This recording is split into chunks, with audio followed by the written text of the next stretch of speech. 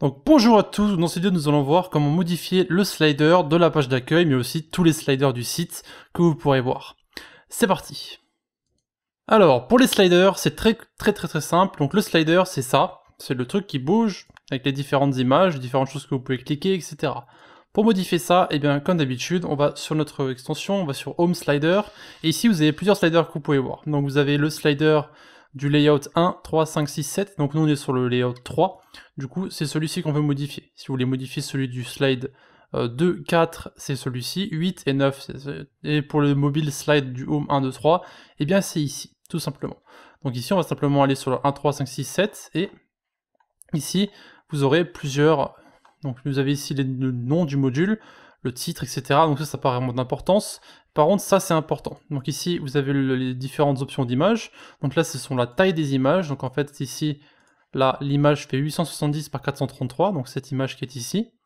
Et ensuite, vous avez les différents effets. Alors, les différents effets, c'est le temps entre chaque image. Donc vous avez l'autoplay, donc ça va automatiquement jouer la séquence du slider, donc les différentes images.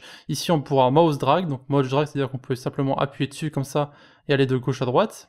Voilà, on peut aussi le faire, donc je disais, on peut aussi le faire avec le doigt, donc si on est sur un téléphone par exemple, et vous avez ici les paginations, donc ça c'est pagination, et loop, donc show pagination c'est le truc en bas, c'est les petits points, on peut cliquer dessus.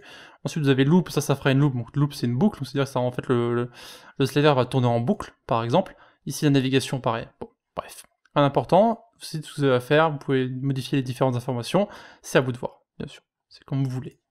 Advanced Option, ça je sais pas exactement ce que ça fait, c'est le texte sûrement qui apparaît sur les différentes images, en tout cas moi je l'ai jamais utilisé. Voilà, caching ça va être important, par contre, ça va en fait le temps que les gens ça permet de charger les images plus rapidement en fait. Donc vous pouvez laisser ça.